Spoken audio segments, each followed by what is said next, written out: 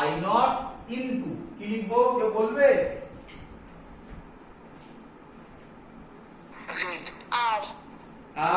এটাই ভুল হলো বাবা। এটা কি সার্কিট?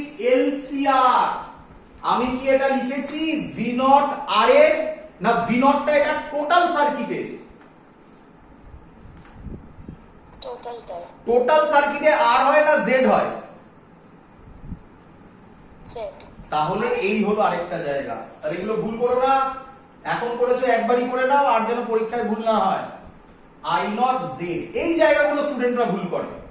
হ্যাঁ, আমি যদি তোমাকে বলতাম ভি নট আর কত হবে, তখন তুমি এটা বলতে পারতে, বোঝো, তখন তুমি এটা বলতে পারতে। বলো বুঝলে কিনা? হ্যাঁ স্যার। তোমাকে আমি ভি নট আর বলিনি, তোমাকে আমি ভি নট বলেছি। তাহলে ভি নট হলে আই নট জেড হবে। আচ্ছা, আই নট তো দেখাই যাচ্ছে 10, জেড কত বেরিয়েছিল 5, তাহলে ভি নট বেরিয়ে গেল 50 ইনটু আই নট কত বেরোলো? আই নট 10 বাই √2, না একেবারে করে দিই বাই 4 বাই 2 নাকি, √2 ইনটু √2 cos 5, cos 5 এর ভ্যালু কত? cos 5 এর ভ্যালু হবে, cos 5 এর ভ্যালু একেবারে লিখবো, cos 5 এর ভ্যালু হবে বেস বাই হাইপোটেনাস 3/5, তাহলে কত হবে? 2 5 5 5 কাটবে 150 ওয়াট। এর থেকে বেশি টাফ অঙ্ক দিতে পারে না, যা শিখিয়ে দিয়েছি এর থেকে বেশি টাফ অঙ্ক দিতে পারে না, এর বাইরে অঙ্ক দেবে না। বাট আমি আবার বলছি, দেখো আমি পরপর গিয়েছি তাই না, পরপর এগোলে তোমাদের বুঝতে খুব সুবিধা হয়। কিন্তু এই অঙ্কটা দিয়ে আমি যদি তোমাকে প্রথমেই কোশ্চেন করে দিতাম হোয়াট ইজ অ্যাভারেজ পাওয়ার, তাহলে অনেক স্টুডেন্ট গুলোতো, কিন্তু এখনো গুলোবে কিন্তু। তাহলে সেই প্রসেসটাও দেখে নাও, যে শুধু একটা বার করতে দিলে কি কি বার করতে হবে। অ্যাভারেজ পাওয়ার বার করতে দেওয়া মানে কিন্তু অনেক কিছু আগে বার করে আসতে হবে। প্রথমে বার করে নিতে হবে জেড। দেখো জেড বার করা ছাড়া তুমি অঙ্ক করতেই পারবে না। আচ্ছা, জেড বার করতে গেলে এক্সেল এক্সি বার করতেই হবে। আচ্ছা, ভি নট বার করতে হবে, ফাই বার করতে হবে, মানে পি অ্যাভারেজ সত্যিকারের বার করতে দিলে প্রায় সবই বার করতে হবে। ক্লিয়ার? বুঝতে পারছো আমি কি বোঝাতে চাইছি? হ্যাঁ স্যার। চলো, তো আর কোনো অঙ্ক করার দরকার নেই, আর কোনো অঙ্ক করার দরকার নেই। এই অঙ্ক যারা বুঝে যাবে তাদের আর কিছুতে আটকাবে না। আচ্ছা, এখান থেকে একটু কথা বলে রাখি। আচ্ছা না, ওটা দরকার নেই, ছেড়ে দাও, ওটা শুধুমাত্র জয়েন্টে বোর্ড যেগুলো লাগবেই না, ছেড়ে দাও। চলো এবার নেক্সট আমরা আরেকবার একটু ব্যাক করে যাই। কোথায়? রেজোনেন্স। রেজোনেন্সটা খুব ইম্পর্টেন্ট জায়গা, রেজোনেন্স। আচ্ছা, আমরা বলতে পারি হোয়াট ইজ রেজোনেন্স, যদি তোমায় কোশ্চেন করে হোয়াট ইজ রেজোনেন্স, কি লিখবে? হ্যাঁ, রেজোনেন্স না রেজোন্যান্ট? রেজোনেন্স, রেজোনেন্সটা হচ্ছে কন্ডিশনটাকে বলে, আর সার্কিটটা রেজোনেন্টে আছে। এই হলো দুটো ল্যাঙ্গুয়েজের ডিফারেন্স। বলছে a series LCR circuit, a series LCR circuit is said to be in the resonance condition, is said to be in the resonance condition, resonance condition already বুঝিয়ে দিয়েছি। when current through it, when current through it is কি হবে? কি হবে? current through it is কি হবে? Maximum. হ্যাঁ, maximum. Maximum. Clear? পরীক্ষায় যদি বলে হোয়াট ইজ রেজোনেন্স কন্ডিশন, এটা লিখবে। আচ্ছা, একটু ফিল করি। চল, এক্ষুনি বললাম অঙ্কটা, ওর জন্যই আগে আমি অঙ্কটা করালাম, তারপর আবার এটাতে ব্যাক করলাম। কে আমায় বলবে আই নট এর ভ্যালু কি হবে? বলো। এবার যেন ভুল না হয়। Z. ভেরি গুড, শেখাতে পেরেছি।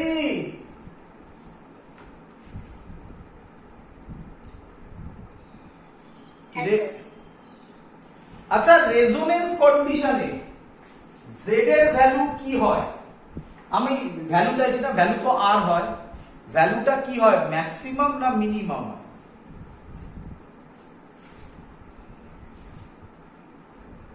বল।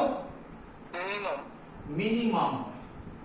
যদি এটা মিনিমাম হয় তাহলে আই নট কি হবে বল?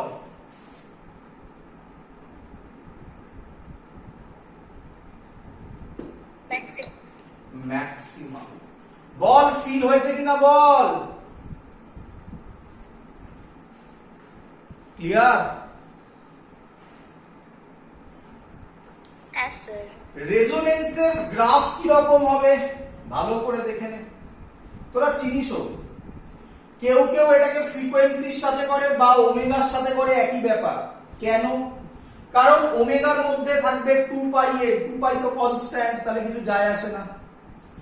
আর এই বরাবর আমি দিলাম আই নট, তাহলে তার গ্রাফ হবে এইটা, চেনা চেনা গ্রাফ। এইটাকে বলা হয় রেজোনেটিং ফ্রিকোয়েন্সি, আর এই পয়েন্টটা হচ্ছে I not max. Ball clear কিনা প্রথম গ্রাফ? এবার অন্যভাবে ভাব। আচ্ছা, যদি আই নট ম্যাক্স হয়, জেড তাহলে মিনিমাম, তাহলে রেজোনেন্সের ক্ষেত্রে আরেকটা গ্রাফ, ইয়ারে আসা কোশ্চেন, যা যা করাচ্ছি সব এই বরাবর এবার দে, এই বরাবর এবার দে এন, আর এই বরাবর দে জেড, মানে ইম্পিডেন্স। তাহলে তার গ্রাফ হবে এরকম, ঠিক এর উল্টোটা। কেন? কারণ কারেন্ট যখন ম্যাক্সিমাম, ইম্পিডেন্স তখন মিনিমাম, তাহলে জেড মিনিমাম হবে আর। বল বুঝলি কিনা? এই গ্রাফটা প্রচুর বার দিয়েছে পরীক্ষায়, এটাও পরীক্ষায় দিয়েছে, কম বার দিয়েছে, এটা হটসের আন্ডারে পড়ে। ক্লিয়ার? Yes, sir. সবাই বুঝতে পেরেছিস কেন উল্টো হয়? Yes, sir. কেন উল্টো হয় আরেকটা ইকুয়েশন দিয়েও দেখানো যায়, যাই হোক সেটা দরকার নেই, এমনি বুঝ। আচ্ছা, আরেক ভাবে দেখানো যায়, ওটা দেয়নি তোদের, কোন কোন বইতে দেওয়া আছে দেখবি, এটা মুছলাম আমি। কেউ কেউ বলে এই রকম, এটা করিয়েছি, এই বরাবর ফ্রিকোয়েন্সি, এইটা হলো এক্সেল এর গ্রাফ, এটা হলো এক্সির গ্রাফ, করিয়েছিলাম আগের দিন, মনে আছে? এক্সেল আর এক্সি যখন সেম হয় তখন তাকে বলে রেজোনেন্স কন্ডিশন, তার মানে এই পয়েন্টটা হচ্ছে সেম, দেখ, তাহলে এটা হচ্ছে এন নট, এই পয়েন্টটাই রিপ্রেজেন্ট করে রেজোনেন্স ফ্রিকোয়েন্সিকে। যখন এক্সেল এক্সেল আর এক্সি সেম, মানে যেখানে ইন্টারসেক্ট করেছে। ক্লিয়ার সবার? Yes, sir. আচ্ছা, আরেকটু এগোবো, আরো এগোবো। আচ্ছা, কেউ আমাকে বল, দেখি বলতে পারিস কিনা, এটা না স্যার, একটু ঢুকে দিই। এটা মুছে দিই এদিকটা। Yes, sir. আচ্ছা, কেউ আমাকে বল, দেখ অ্যাট রেজোনেন্স, আর বলার দরকার নেই বারবার, আমি তো রেজোনেন্স হেডিংই দেওয়া আছে। অ্যাট রেজোনেন্স ফাই কত হবে? একটু ভেবে বল, ফাই কত হবে? ফেজার ডায়াগ্রাম দিয়ে ভাবতে পারি, ম্যাথামেটিক্যালি ভাবতে পারিস, সবই তো শেখানো।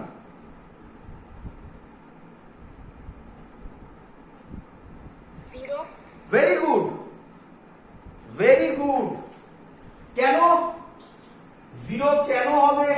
আরে বাবা, অ্যাট রেজোনেন্সে গ্রাফটা তো এটাই হয়েছিল, ফেজার ডায়াগ্রাম তো এটাই হয়েছিল, এটাই আর এটাই ভি নট আর। কি রে, তাহলে এখানে তো কোনো অ্যাঙ্গেলের গল্পই ছিল না।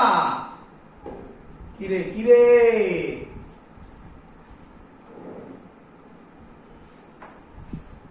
Yes, sir. আর যদি ম্যাথামেটিক্স দিয়ে ভাবতে চাস ফর্মুলা দিয়ে, tan phi এর ফর্মুলা ছিল xl মাইনাস xc বল, xc মাইনাস xl বল, যা ইচ্ছা বল, by r। xl minus xc equal, তাহলে কেটে গেলে কত হবে? 0। তাহলে phi এর ভ্যালু 0 হবে না? কি রে?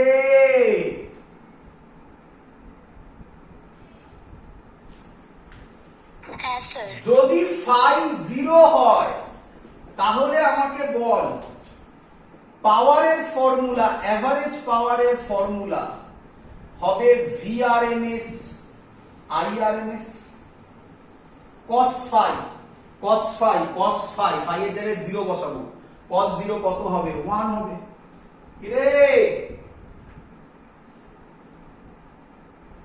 হ্যাঁ স্যার। এটাকে আমি লিখতে, হ্যাঁ 0 ডিগ্রিটা কেন হলো আরেকবার বলুন না।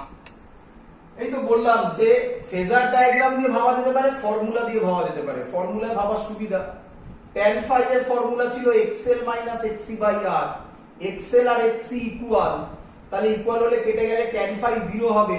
tan phi এর ভ্যালু কত হলে tan phi 0 হয়? 0 হলে, তাই phi 0।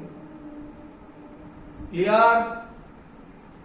হ্যাঁ চলো, তাহলে p অ্যাভারেজ হবে v naught by √2 i naught by √2। আচ্ছা, এটাকে আমি লিখতে পারি v নট কে লিখতে পারি i naught r into i naught by 2। বড় লিখতে পারি কিনা?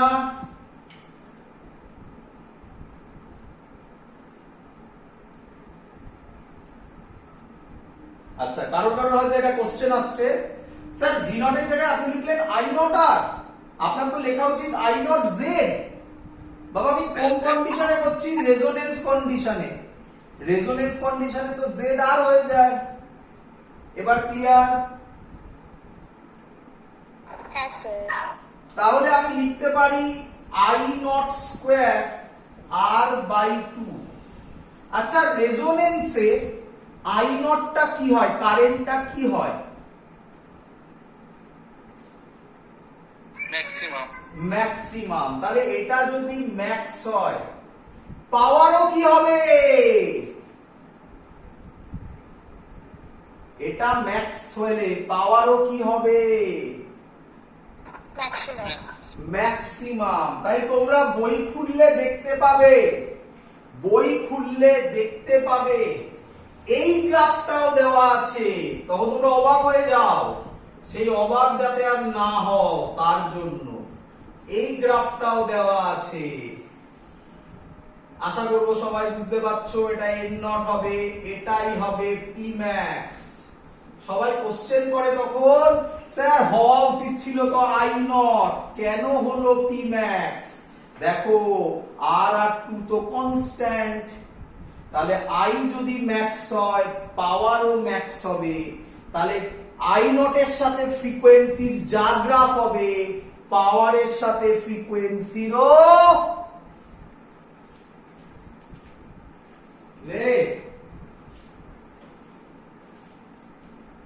পাওয়ারের সাথে ফ্রিকোয়েন্সিরও সেম গ্রাফ হবে। বোঝা গেছে সবার? হ্যাঁ স্যার। তো রেজোনেন্স সম্পর্কে তো যত কিছু বলা যায় সবই বলে দিয়েছি, বাট আরেকটু ভালো করে কিছু বলতে চাই। বোর্ডসের জন্য এনাফ যা যা বলে দিয়েছি, বাট এবার আমি যেটা বলছি সেগুলো তোমাদের বইতে দেওয়া আছে, বাট এখান থেকে কোশ্চেন আসে না, জয়েন্টে আসে মেনলি, বাট বইতে দেওয়া আছে তাই আমি পড়াচ্ছি। বলছে এরকম একটা গ্রাফ আছে, এরকম একটা গ্রাফ আছে, এটা আই, এটা এন, এইটা বলে দিচ্ছে এন নট। বলো তো কার রেজিস্ট্যান্স বেশি?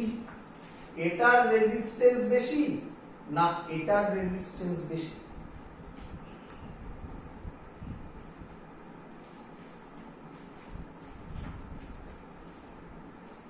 কোশ্চেনটা বুঝতে পারলে? নিচেরটা রেজিস্ট্যান্স বেশি। বাহ, খুব সুন্দর। কিভাবে বললে? আমি কি বলতে পারি, এক্ষুনি লিখেছিলাম, আই নট ম্যাক্স হবে তাহলে ভি নট ম্যাক্স বাই আর, বা দরকার নেই, আই নট ম্যাক্স হবে ভি নট বাই আর মিন। কিলে বলতে পারি? হ্যাঁ স্যার। আচ্ছা, যার আই নট বেশি তার আর কম। এই ছবি দুটোতে কার আই নট বেশি, এই উপরেরটা না নিচেরটা? ওপরেরটা। তাহলে উপরেরটা যদি R1 হয়, নিচেরটা যদি R2 হয়, আমি কি বলতে পারি না R1 লেস দ্যান R2? কি রে? হ্যাঁ স্যার। গল্প শেষ। এবার আমরা যেটা বোঝাচ্ছি সেটা নাম রেডিওতে কিভাবে টিউনিং করা হয়, এবং এখান থেকে যে লাস্ট কন্ডিশনে আমরা যাব তার নাম ব্যান্ডউইথ আর কিউ ফ্যাক্টর বা sharpness, bandwidth and sharpness of a resonance. তো এই জায়গাটা স্টুডেন্টরা মুখস্থ করে যায় পুরোপুরি। আমি চেষ্টা করব তোমাকে বোঝানোর, আশা করব পারবো। দেখা যাক। দেখ, মুছে দিলাম। প্রথম কথা আগে এটা বোঝো, তাহলে আমরা এখন কি বোঝাচ্ছি? আচ্ছা না, আগে বোঝাই রেডিও টিউনিং। রেডিও টিউনিং পরীক্ষায় আসবে না, কিন্তু রেডিও টিউনিং আমি যদি না বোঝাই তাহলে তোমরা পরের টপিকটা ধরতে পারবে না, মুখস্থ টাইপের হয়ে যাবে। বইতে বলেই মুখস্থ করতে, দেখবে। আচ্ছা, রেডিওতে সবার একটা অ্যান্টেনা আছে, হ্যাঁ কি নয় বলো? রেডিও টিউনিং না কি বলবো? রেডিও টিউনিং বা রেডিও কিভাবে, রেডিও বা টিভিতে যে চ্যানেল আসে সেগুলো কিভাবে আসে। রেডিওতে দেখেছিস যে যখন কোন একটা নব থাকে, নবটা ঘোরালে একটা একটা করে চ্যানেল চেঞ্জ হয়, মাঝখানে জিজ করে আওয়াজ হয়। হ্যাঁ স্যার। সেটা আমি বোঝাচ্ছি কিভাবে হয়। সেটা আর কিছুই নয়, রেজোনেন্স কন্ডিশন। দেখ, একটা অ্যান্টেনা আছে, এই অ্যান্টেনাতে প্রচুর ইলেকট্রোম্যাগনেটিক স্পেকট্রাম আসছে, সবাই বল চ্যানেলের নাম বল। একটা 92.7 মনে হয় বিগ এফএম, নাকি?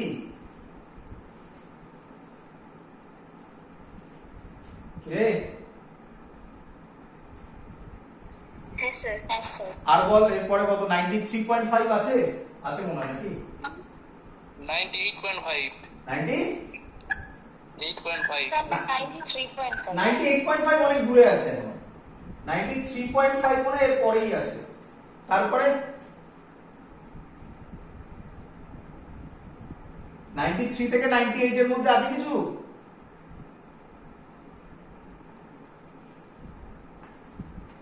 আচ্ছা, তাহলে 3 নম্বর দিচ্ছি 98.5। তাহলে এরা সবাই অ্যান্টেনার মধ্যে ভোল্টেজ জেনারেট করবে, সবাই। ক্লিয়ার? অ্যান্টেনা কিন্তু সবাইকে রিসিভ করবে। ক্লিয়ার? হ্যাঁ স্যার। আচ্ছা, এবার আমি রেডিও আঁকছি। রেডিওর মধ্যে কি আছে? কিচ্ছু নেই, শুধু এলসিআর সার্কিট আছে। এই হলো এল, এই হলো সি, এই হলো আর। এলসিআর সার্কিট আছে। এটা এল, এটা সি, এটা আর। ক্লিয়ার? হ্যাঁ স্যার। আচ্ছা, আমরা ফ্রিকোয়েন্সির কন্ডিশন করলাম 1/2 পাই √1/LC। রেডিওতে এল কে চেঞ্জ করা যায় না। একটা নব থাকে না, নবটা ঘোরাতে হয়, আর যদি দাম বেশি দিস তাহলে অটো টিউনিং হয়, বা লেখাও থাকে ম্যানুয়াল টিউনিং করো। সেটা কি করে? ওই নবটা ঘোরালে সিটা ভ্যারি হয়। কে ভ্যারি হয়?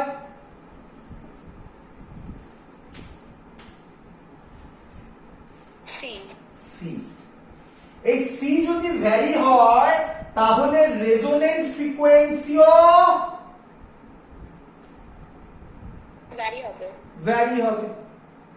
ধর তুই সি কে ভ্যারি করিয়ে করিয়ে এন নট এর ভ্যালু, আচ্ছা এলটা কি করছে এখানে তোরা জানিস, এখানে যদি ইএমএফ আসে তাহলে ডিউ টু ইন্ডাকশন কয়েলের মধ্যে ইএমএফ চলে আসবে। কিসের কিসের ইএমএফ এলো, এই চ্যানেলের, এই চ্যানেলের, এই চ্যানেলের সবার।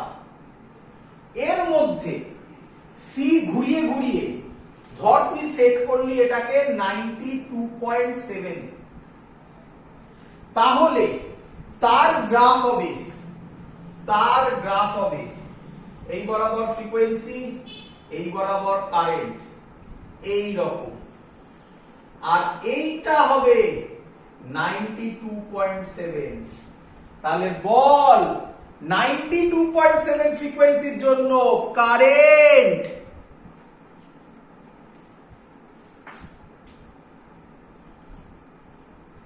কি, 92.7 ফ্রিকোয়েন্সির জন্য কারেন্ট কি, ম্যাক্সিমাম।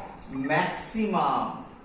তাহলে তুই বেশি ভালো করে আওয়াজটা শুনতে পাবি। ক্লিয়ার? হ্যাঁ স্যার। অন্যগুলো হ্যাঁ, অন্যগুলো শুনতে পাইনি। অন্যগুলো 93 ওগুলো মানে তুই কি যখন এট এ টাইম কটা চ্যানেল শুনিস, একটা না দুটো? একটা। তাহলে একটা শুনলি। এবার তুই কি করলি, সি ঘুরিয়ে ঘুরিয়ে, মানে নবটা ঘোরানো মানে সি ঘোরানো, সি ঘুরিয়ে মানে কি চেঞ্জ করা, সি চেঞ্জ করে করে 93.5 এ গেলি, তাহলে তখন এই ফ্রিকোয়েন্সিটা হয়ে যাবে 93.5। আমি আর লিখছি না, তখন তার জন্য তুই আওয়াজ শুনতে পাবি। বল বুঝলি কিনা? স্যার সবকটাই কারেন্ট একই লাগে, একই কোয়ান্টিটি? সবকটা সবকটাই কারেন্ট একই ভ্যালু থাকে, একই ভ্যালুই লাগে? সবকটাতে কি বলছে? কারেন্টে একই ভ্যালুই লাগে কি? না না, সবকটাতে কারেন্ট, সবকটাতে কারেন্ট, হ্যাঁ সবকটাতে কারেন্ট একই ভ্যালু হবে। তার কারণ হচ্ছে যদি আর সেম থাকে। কারেন্টটা কার উপর ডিপেন্ড করবে, সি আর এল এর উপর ডিপেন্ড করে? কারেন্ট তো ডিপেন্ড করে ভি নট বাই আর করলাম, অ্যাকচুয়ালি জেড হয়, জেডটাই তো আর হলো। আর এর ভ্যালু সেম থাকলে কারেন্ট সেম থাকবে। হ্যাঁ স্যার ঠিক আছে। এবার এবার ভালো করে শুনবি, মেন জায়গা। হ্যাঁ, তাহলে আমি বলতে পারি, এটা হলো রেডিওর গল্প বলে দিয়েছি, এখান থেকে আমি নিয়ে যাচ্ছি তোকে ব্যান্ডউইডথে, বোঝ। তাহলে আমি বলতে পারি এইটা হলো আই নট ম্যাক্স, রে হ্যাঁ স্যার। এর 1/√2 টাইমস। তুই বলি কেন স্যার 1/√2 টাইমস? আরে বাবা 1/√2 আরএমএস এর জন্য হয়, জানিস তো। তাহলে আই নট বাই √2 তে এটা হলো, ধর এখান থেকে ধর একটা লাইন টান, তাহলে এখানে একটা ফ্রিকোয়েন্সি থাকবে কি রে, এটার নাম ওমেগা 1 দে। আচ্ছা ওমেগা দিয়ে কর, তাহলে বোঝাতে সুবিধা হয়। এটা ওমেগা দে, তাহলে এটা হবে ওমেগা নট। ওমেগা নট হচ্ছে রেজোনেন্স, এটাকে বলা হয় ওমেগা 1, এটাকে বলা হয় ওমেগা 2। আগে ছবি বোঝ, আমি ক্লিয়ার করব সব, আগে ছবি বোঝ। আমি জানি হট করে কি নিলাম, আই নট বাই √2 নিয়ে একটা লাইন টানলাম, সেটা যেখানে যেখানে ইন্টারসেক্ট করলো তার পারপেন্ডিকুলার টানলাম, এটার নাম দিলাম ওমেগা 1, এটার নাম দিলাম ওমেগা 2। বল বুঝলি কিনা এত অবধি? হ্যাঁ স্যার। আমাকে একটা এক্সাম্পল দিয়ে বোঝাচ্ছি, তাহলে বোঝাতে সুবিধা হবে। বল ওমেগা নট এর ভ্যালু এক্ষুনি কত লিখেছিলাম?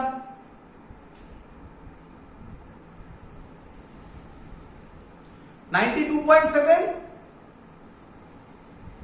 হ্যাঁ স্যার। তাহলে তুই ভাবলি যে আচ্ছা 92.7 এ একটা এস্টাবলিশড চ্যানেল আছে, আমরা একটা নতুন চ্যানেল লঞ্চ করি 92.9 এ। তাহলে কি হবে, লোকে যদি একটু ভুল করে টিউনিং একটু এদিক ওদিক হয়, তাহলেই আমাদের চ্যানেলটা শুনতে পাবে। মজাদার ব্যাপার, রেডিও ব্রডকাস্টিং সিস্টেম তোকে এটা অ্যালাউই করবে না। কেন করবে না বোঝ এবারে, কেন করবে না বোঝ। তার কারণ ভালো করে দেখ, কোন জায়গায় ভ্যালুটা মনে রাখ, এই ভ্যালুটা কত বলেছিলাম 92.7, 92.7 এ কারেন্ট ম্যাক্সিমাম, ওমেগা 2 তাহলে কত হবে রাফলি 92.9 কি রে, আরে 92.9 হতে পারে, 98.1 হতে পারে, 98.2 হতে পারে কি রে। Yes, sir. আচ্ছা 92.9 এও কারেন্ট কি খুব কম? হ্যাঁ মানছি আই নট ম্যাক্সের থেকে কম, বাট খুব কম কি? No. তাহলে 92.9 এ যে চ্যানেলটা থাকবে, এদিকেও থাকতে পারে এদিকেও থাকতে পারে, এটা 92.5, 92.7 বা 92.5 বা 92.9, 93.1 এই ধারে কাছে যে চ্যানেলগুলো থাকবে, সেই চ্যানেলগুলোতে যদি কোনো রেডিও সিগন্যাল থাকে, মানে রেডিও চ্যানেল থাকে, তাহলে তার কারেন্টও তুই শুনতে পাবি ম্যাক্সিমামের সাথে, এর কারেন্টও কিছু কানে আসবে, মানে কিছু কারেন্ট যাবে, কানে আসবে না, ওখান থেকে কানে আওয়াজ শুনতে পাবো, ওটা ফিল্টার দিয়ে আবার করা হয়, ওটা পরের কাজ, মানে কিছু কারেন্ট ওখানে যাবে। Yes, sir. তাহলে চ্যানেলগুলো সুপার ইম্পোজ করে যাবে। এটাই রিজন যে চ্যানেলগুলোর মধ্যে একটা গ্যাপ রাখা হয়, দেখ, যাতে চ্যানেলগুলো সুপার ইম্পোজ না করতে পারে। বাড়িতে এবার করে দেখবি 92.7 যদি হয় ম্যানুয়ালি চেঞ্জ করবি, 92.6 এও হালকা আওয়াজ পাবি, বাট ঝিরঝির ঝিরঝিরটা বেশি হবে। বুঝছিস কি বুঝছিস না? Yes, sir. তাহলে এই যে ভ্যালুটা দেখ, এরপরে অনেক কমে যায় ভ্যালুটা, এইখানে যদি হয় ভ্যালুটা অনেক কমে যায়, তাই আই নট বাই রুট 2 টা কি ভ্যালুটা ধরা হয়। এই যে গ্যাপটা, এই গ্যাপটাকে বলা হয় ওমেগা 2 মাইনাস ওমেগা 1, এটাকেই বলা হয় ব্যান্ডউইডথ। ব্যান্ডউইডথ তাহলে কাকে বলে? ওমেগা 2 মাইনাস ওমেগা 1 কে। বল ক্লিয়ার কিনা? Yes, sir. এবার কমন সেন্স ইউজ কর, তুই কি চাইবি? ব্যান্ডউইডথ বেশি হোক, এটা ধর ব্যান্ডউইডথ, তুই কি চাইবি? এটার ব্যান্ডউইডথ যা, এটার ব্যান্ডউইডথ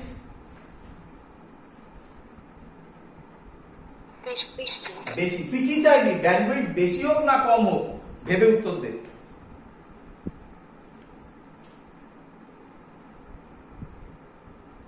ব্যান্ডউইডথ যদি বেশি হয় তাহলে এই গ্যাপগুলো অনেক বাড়াতে হবে না?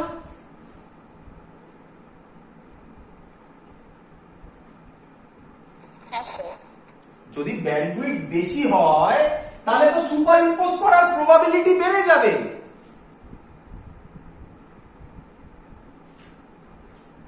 কি রে? Yes, sir. তাহলে ব্যান্ডউইডথকে যদি আমরা কম করতে পারি তাহলে টিউনিং আরো ভালো হবে, বা সহজ কথায় আরো আমরা বেশি চ্যানেল অ্যাকোমোডেট করতে পারবো।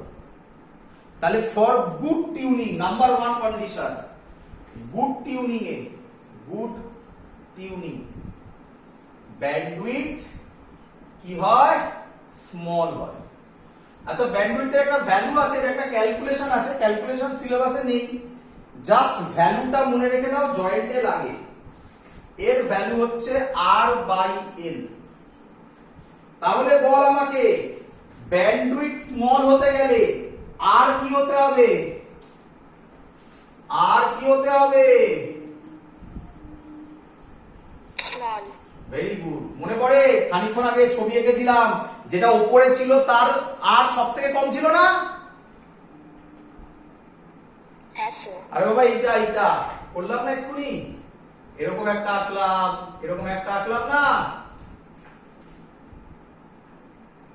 তাহলে Yes, sir. আর যদি স্মল হয় ব্যান্ডউইডথ বেশি হবে, অথবা এল যদি লার্জ হয়। আর স্মল, এল লার্জ, ব্যান্ডউইডথ ভালো, এই ছোট হবে। বল সবার ক্লিয়ার কিনা?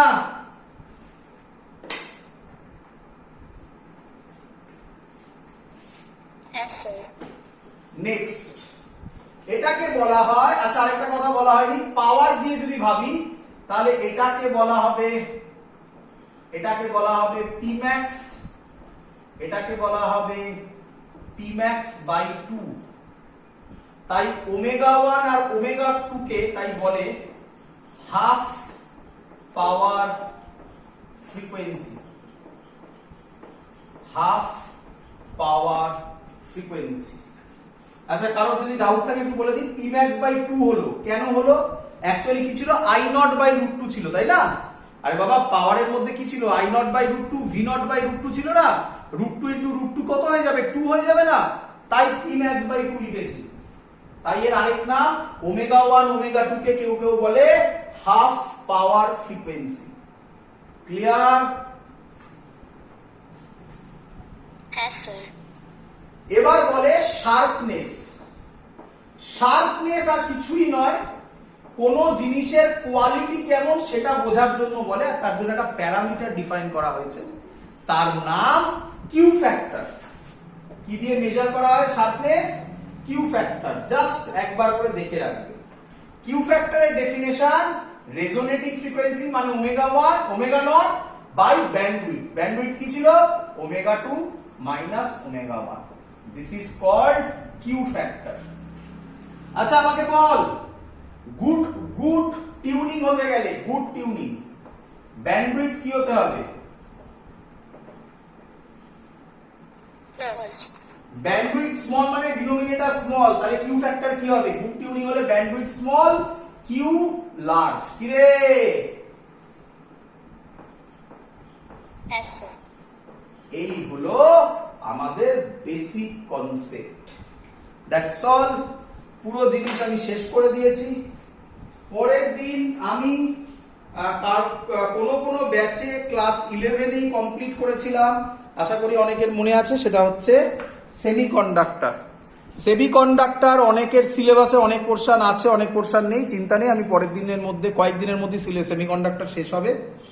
আর একটা পোরশন থাকবে ট্রান্সফরমার, এটা একটা ডিভাইস, আলাদা করে আমি বলে দেবো, 15 মিনিটের ব্যাপার ওটা, পরের দিন সেটা করব আমরা। আর 15 মার্চের মধ্যে, 15 মার্চের থেকে আমি বলে দেব কিছু আমি পরীক্ষা নেব, ফুল মক টেস্ট। এসে সবাই পরীক্ষা দেওয়ার চেষ্টা করবে। আমি তোমাদের বলে দিয়েছিলাম কিছু কোশ্চেন পেপার দেব, তো তোমরা এসে কোশ্চেন পেপারটা নেওয়ার চেষ্টা করবে। কোশ্চেন পেপার নয়, সরি, কিছু কোশ্চেন দেবো বলেছিলাম যার বাইরে পরীক্ষায় আর কোনো কোশ্চেন আসবে না।